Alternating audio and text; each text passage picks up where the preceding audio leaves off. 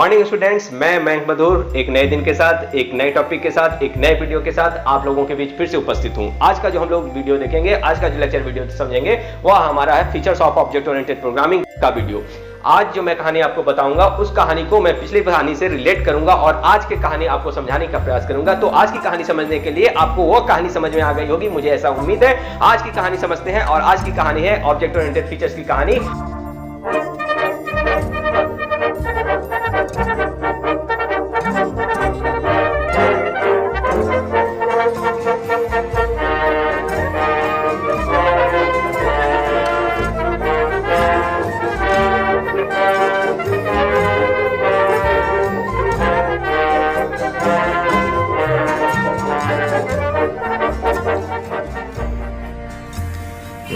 Morning students, चलिए start करते हैं आज का topic, features of object oriented programming. कुछ कंसेप्ट्स हम लोग पहले समझ चुके हैं ऑब्जेक्ट ओरिएंटेड प्रोग्रामिंग के, जैसे कि क्लास और ऑब्जेक्ट। इनको हम लोगों ने पूरे डिटेल में समझा और पढ़ा है। अब हम लोग आगे बढ़ते हैं और C++ कहें या कहें ऑब्जेक्ट ओरिएंटेड प्रोग्रामिंग के कुछ फीचर्स को जो कि एप्लीकेबल हैं C++ में, उन फीचर्स को हम लोग देखते हैं। यहाँ आज के टॉपिक में हम लोग टोटल 6 फीचर्स का डिस्क्रिप्शन देखेंगे, उनका डिटेल देखेंगे और उनको समझने का प्रयास करेंगे। पहला जो फीचर होगा वह होगा डेटा एब्स्ट्रैक्शन का फीचर। दूसरा जो हम लोग देखेंगे वह इनकैप्सुलेशन होगा।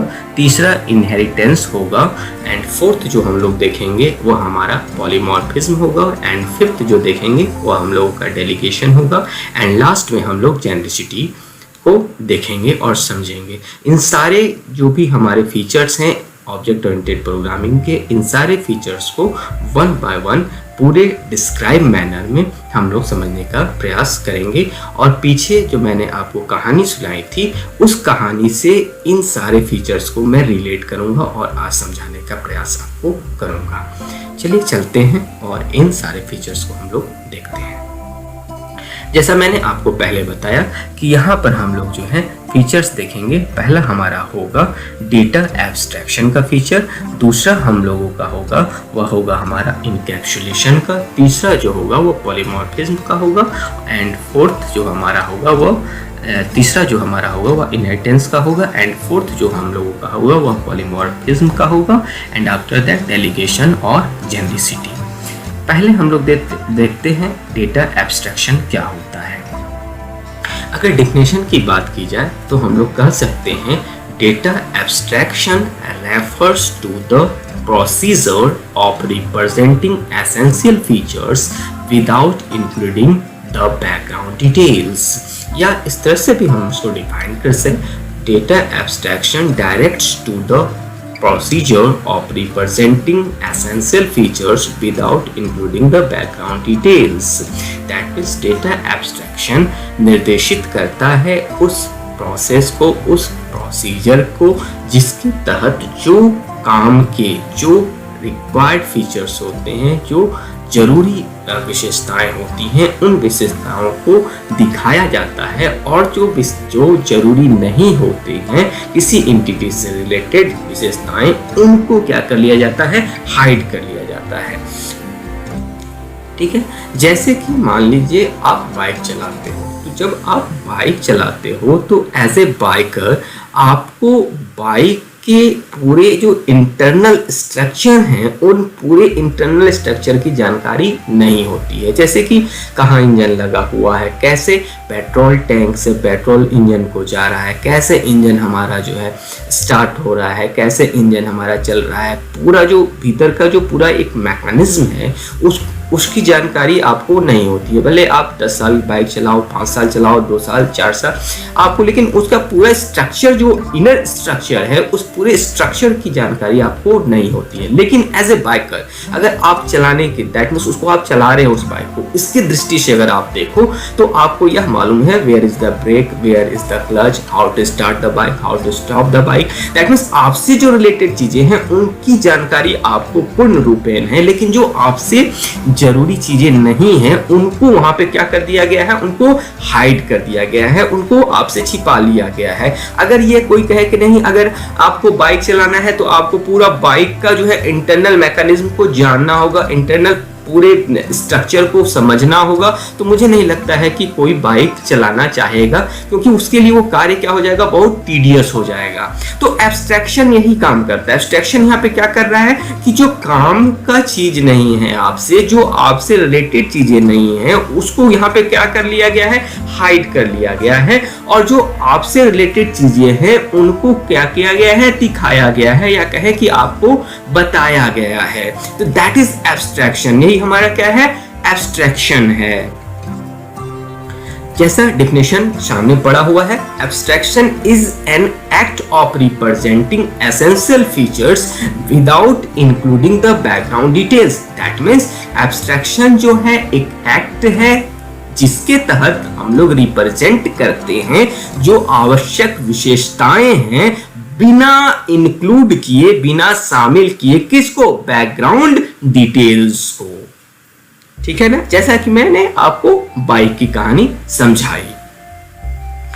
ठीक है, अब आगे चलते हैं। अब बात यहाँ पे यह आती है कि यहाँ पे प्रोग्रामिंग में एब्स्ट्रैक्शन कहाँ होगा। एब्स्ट्रैक्शन तो आप समझ लिए कि जो एसेंशियल फीचर्स हैं उनको रिप्रेजेंट करना, और जो एसेंशियल फीचर्स किसी एंटिटी से जुड़ी हुई नहीं है उसको हाइड कर देना, उसको छिपा लेना, दैट इज एब्स्ट्रैक्शन। यही हमारा क्या कहलाता है, एब्स्ट्रैक्शन कहलाता है।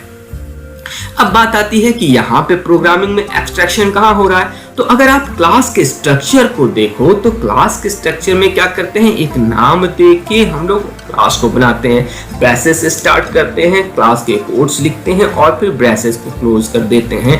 अब क्लासेस के अंदर जो हमारी प्रॉपर्टीज आती हैं, जो बिहेवियर आती हैं, जो डेटा मेंबर्स आते हैं, जो मेंबर फंक्शंस आते हैं, वो हाइड होते हैं। ठीक है, किससे, आउटसाइड द वर्ल्ड से, बाहर की दुनिया से वो हाइड होते हैं। ठीक है, उनको अगर आपको यूज भी करना है तो उस क्लास के ऑब्जेक्ट की मदद से डायरेक्ट आप उसको यूज कर सकते हो, लेकिन यह जानने की आपको आवश्यकता नहीं है कि वहां पे inner side, inside the classes किस तरह के कोडिंग हुए हैं, क्या डेटा मेंबर्स हैं, ये क्या मेंबर फंक्शंस हैं, इनको आपको जानने की आवश्यकता नहीं है। बस आपको ऑब्जेक्ट क्रिएट करना है। ऑब्जेक्ट में सिर्फ फंक्शनैलिटी को आप जान सकते हो कि क्या क्या फंक्शनैलिटी उसमें मिल रही है, क्या क्या उसके अंदर मेथड्स हैं। ठीक है, उनको आप डायरेक्ट कॉल कर सकते हो, लेकिन उसके अंदर क्या प्रॉपर्टीज है, किस तरह के डेटा मेंबर्स हैं, उनको आपको जानने की आवश्यकता नहीं है। That means classes follow the theory of abstraction. यहाँ पे क्लास क्या करता है, यह फॉलो करता है किसकी थ्योरी को, एब्स्ट्रैक्शन की थ्योरी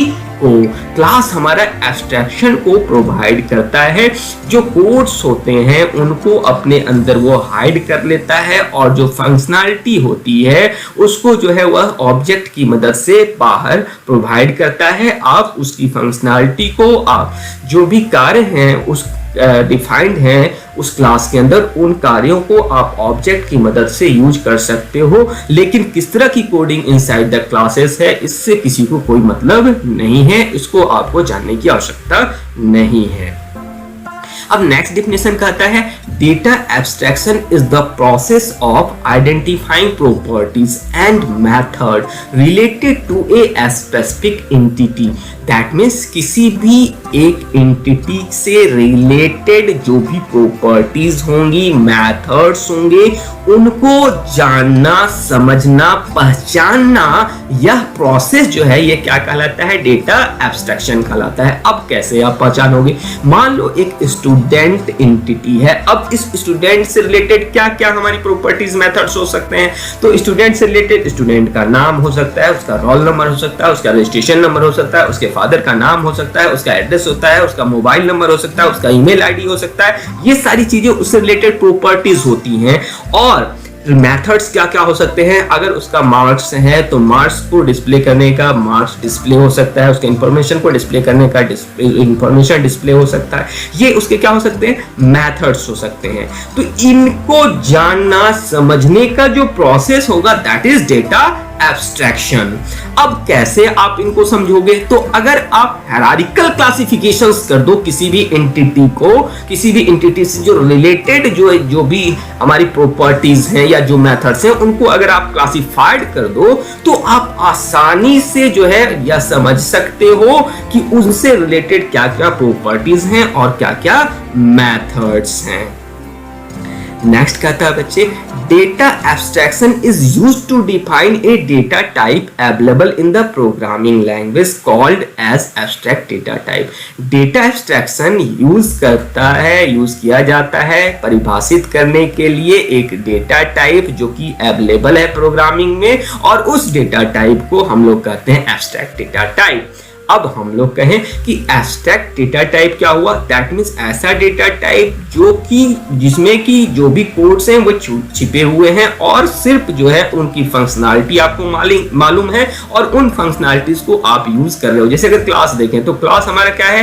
एब्स्ट्रैक्ट डेटा टाइप है। दैट मींस एक ऐसा डेटा टाइप है, ठीक है, जिसके अंदर जो भी कोड्स हैं वह आउटसाइड द वर्ल्ड के लिए वहां पे जो है छिपे हुए हैं, वहां पे हाइड हैं। हम उनकी फंक्शनैलिटी को सिर्फ क्लास के ऑब्जेक्ट्स बनाकर यूज कर सकते हैं। तो डेटा एब्स्ट्रैक्शन को is used to define, that mean data abstraction हमारा यूज किया जाता है परिभाषित करने के लिए a data type available in the programming language, जिसको हम लोग क्या कहते हैं? एब्स्ट्रैक्ट डेटा टाइप करते हैं बच्चों। तो मुझे उम्मीद है आप लोगों को एब्स्ट्रैक्शन समझ में आ गई होगी। अब हम लोग नेक्स्ट टॉपिक पे या कहें नेक्स्ट फीचर पे चलते हैं। नेक्स्ट फीचर जो हम लोगों को समझना है वह है इनकैप्सुलेशन। अब इनकैप्सुलेशन क्या होता है? अगर आप कैप्सूल को देखे हो तो कैप्सूल को अगर आप देख रहे हो, उसके स्ट्रक्चर को समझ रहे हो, तो उसको अपने दिमाग में रख लेनी है बात। अब इनकैप्सुलेशन के डेफिनेशन पे हम लोग चलते हैं। तो कहता है encapsulation is nothing, it is a packing of data members and member functions into a single component. That means encapsulation क्या है? यह कुछ नहीं है, यह पैकिंग है। किसका? डेटा मेंबर्स का एंड मेंबर फंक्शंस का एक सिंगल कंपोनेंट में। दैट मींस अगर आप फिर क्लास को ध्यान दो तो क्लास में दो ही चीजें होती हैं क्लास रिलेटेड, एक डेटा मेंबर्स होते हैं, दूसरे मेंबर फंक्शंस होते हैं, और क्लास की मदद से इन दोनों का आप क्या करते हो? पैकिंग करते हो। दैट मींस जो यह ऑब्जेक्ट ओरिएंटेड प्रोग्रामिंग हमारा क्लास से रिलेटेड है, क्लास पे डिपेंडेंट है, ऑब्जेक्ट पे डिपेंडेंट है, और क्लास जो है हमारा किस चीज का हो रहा है, किस तरह का हमारा स्ट्रक्चर, यहाँ पे हमारा पैकिंग हो रहा है। किसका पैकिंग हो रहा है? डेटा मेंबर्स का एंड मेंबर फंक्शंस का पैकिंग हो रहा है। तो दैट मींस क्लास हमारा किसको फॉलो करता है? किस फीचर को फॉलो करता है? इनकैप्सुलेशन को फॉलो करता है।